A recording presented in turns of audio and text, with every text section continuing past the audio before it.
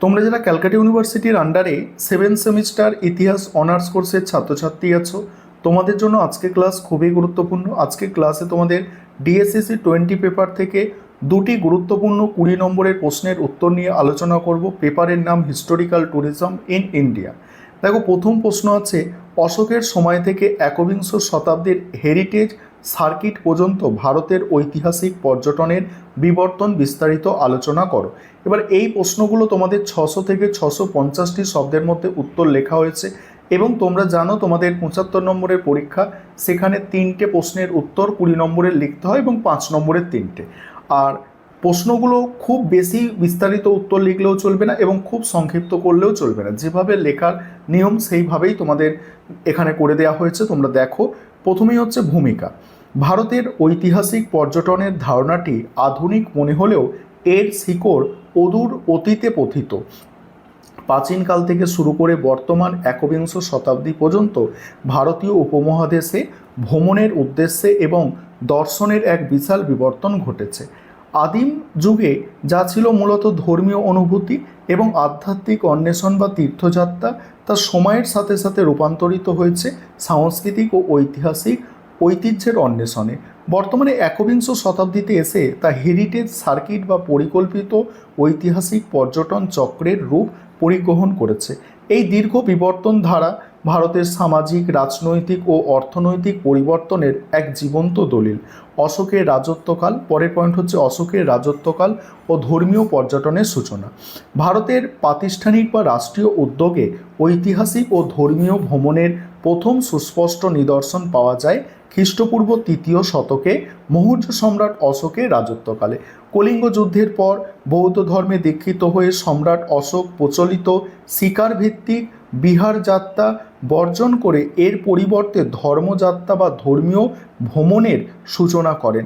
তিনি স্বয়ং বুদ্ধের জন্মস্থান লুম্বিনী, বুদ্ধগয়া, সারনাথ, কুশীনগরের মতো পবিত্র স্থানগুলিতে পরিভ্রমণ করেন।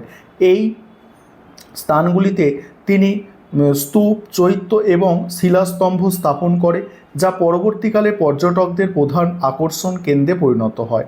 অশোকের এই উদ্যোগ কেবল ধর্মীয় প্রচারেরই অঙ্গ ছিল না, বরং এটি ভারতের প্রথম সুসংগঠিত পর্যটন রুটের ভিত্তিপ্রস্তর স্থাপন করেছিল, যেখানে ভ্রমণকারীদের জন্য রাস্তা, ছায়াদানকারী বৃক্ষ এবং বিশ্রামের সুব্যবস্থা করা হয়েছিল। তারপরের পয়েন্ট হচ্ছে প্রাচীন ও মধ্যযুগীয় তীর্থযাত্রা এবং সংস্কৃতির মেলবন্ধন। এখানে কি বলা হচ্ছে দেখো, মৌর্য পরবর্তী যুগে এবং মধ্যযুগে, মৌর্য পরবর্তী যুগে এবং মধ্যযুগে ভারতে পর্যটনের মূল চালিকা শক্তি ছিল তীর্থযাত্রা।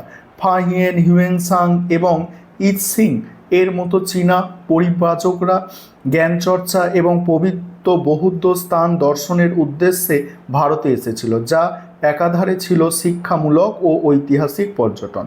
অন্যদিকে হিন্দু ধর্মে তীর্থ ধারণার বিকাশ ঘটে, যেখানে আদি শঙ্করাচার্য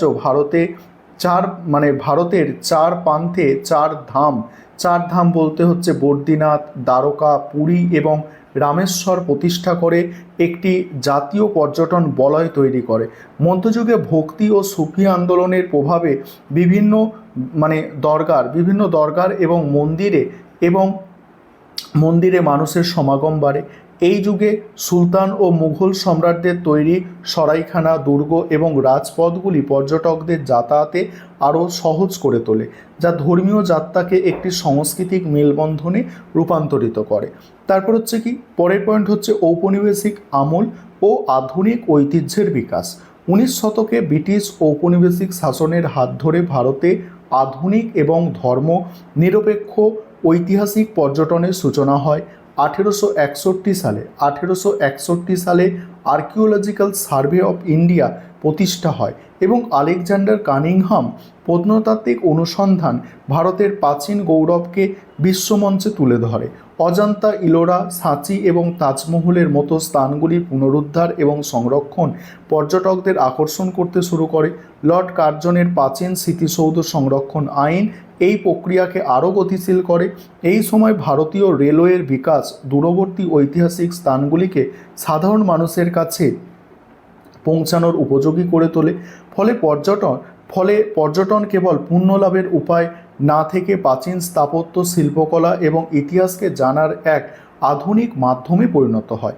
তারপর হচ্ছে একবিংশ শতাব্দী ও হেরিটেজ সার্কিটের আত্মপ্রকাশ। এখানে কি বলা হচ্ছে দেখো, একবিংশ শতাব্দীতে এসে ভারতের ঐতিহাসিক পর্যটন সম্পূর্ণ পেশাদার এবং পরিকল্পিত রূপ ধারণ করে। বর্তমান সময়ে ভারত সরকার পর্যটক মন্ত্রক ভারতের সমৃদ্ধ মূর্তি ও বিমূর্ত হেরিটেজকে কেন্দ্র করে হেরিটেজ সার্কিটের ধারণা প্রবর্তন করে।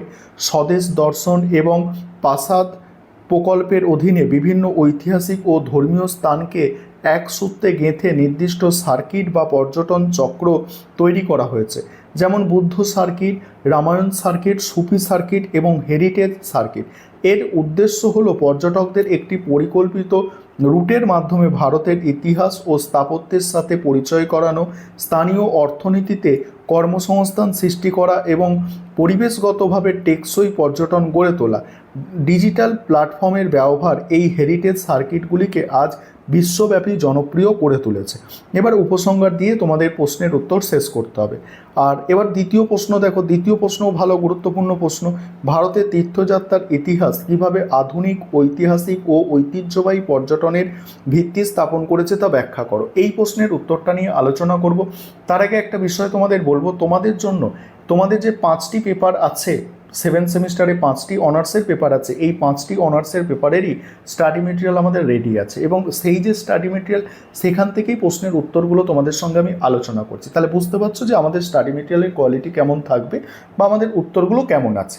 তাই তোমরা এই প্রশ্নের উত্তরটাও দেখে নাও এবং শেষে তোমরা যারা সাজেশানটা দেখোনি এই পেপারে, একবার সাজেশানটাও তোমাদের আমি দেখিয়ে দেবো স্ক্রল করে। দেখে নাও তাহলে কি আছে এখানে প্রথমেই কি আছে দেখো, প্রথমেই আছে ভূমিকা।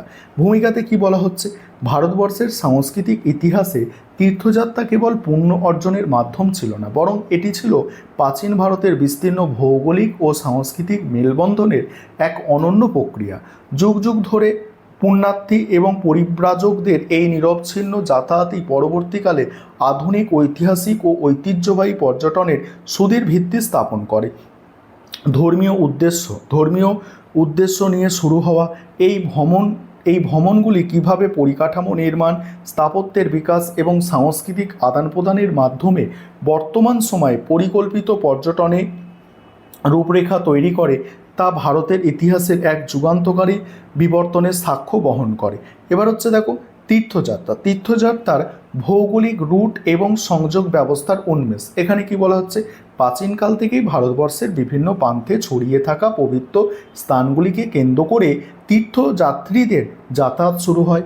আদি শঙ্করাচার্য কর্তৃক ভারতের 4 প্রান্তে 4 ধাম প্রতিষ্ঠা কিংবা বৌদ্ধ পুণ্যার্থীদের লুম্বিনী, বুদ্ধগয়া, সারনাথ, কুশীনগর পরিভ্রমণ, এই সব কিছু সমগ্র উপমহাদেশকে একটি অদৃশ্য সাংস্কৃতিক সুতোয় বেঁধেছিল।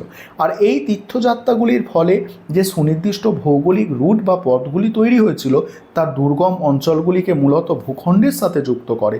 আধুনিক যুগে পর্যটন মন্ত্রক বুদ্ধ সার্কিট বা রামায়ণ সার্কিট তৈরি করে।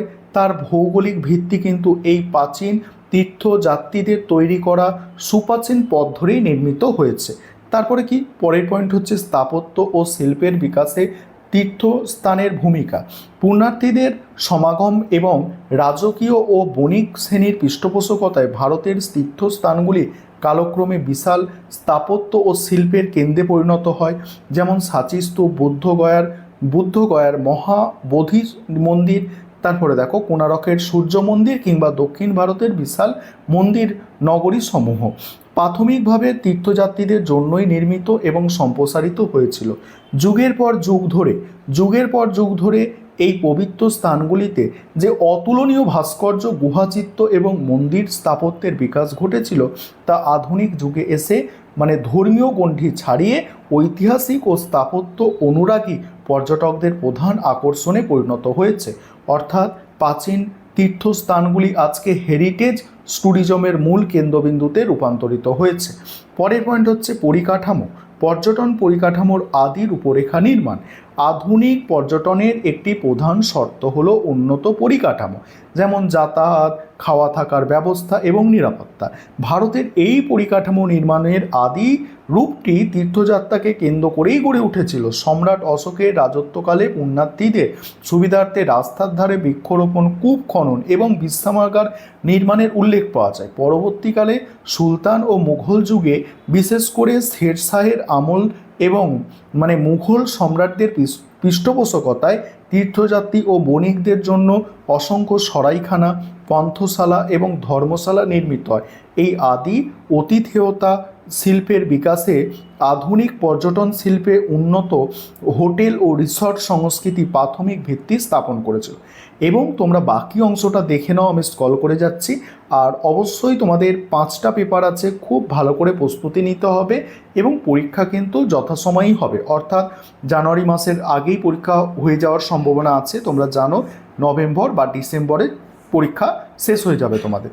তাই তোমাদের যে বিষয়টা বলবো যে তোমাদের অবশ্যই একটা ভালো নোটস অবশ্যই দরকার, এবং তোমরা যারা বইপত্রও পড়ছো, বইপত্র পড়ার পাশাপাশি তোমাদের একটা নোটসের কিন্তু প্রয়োজন হবে। এবং তোমরা যদি কেউ নোটস পারচেস করতে চাও, অবশ্যই তোমরা যোগাযোগ করতে পারো। আর তোমাদের যেমনটা বলেছিলাম যে শেষে তোমাদের আমি সাজেশানটা দেখিয়ে দেবো। দেখো, তোমরা সাজেশানটা দেখে নাও, সম্পূর্ণ সাজেশানটা দেখে নাও। তোমাদের 20 পেপারের সাজেশান আমি স্ক্রল করে যাচ্ছি। এর আগেও তোমাদের এই সাজেশান আমি দিয়েছি।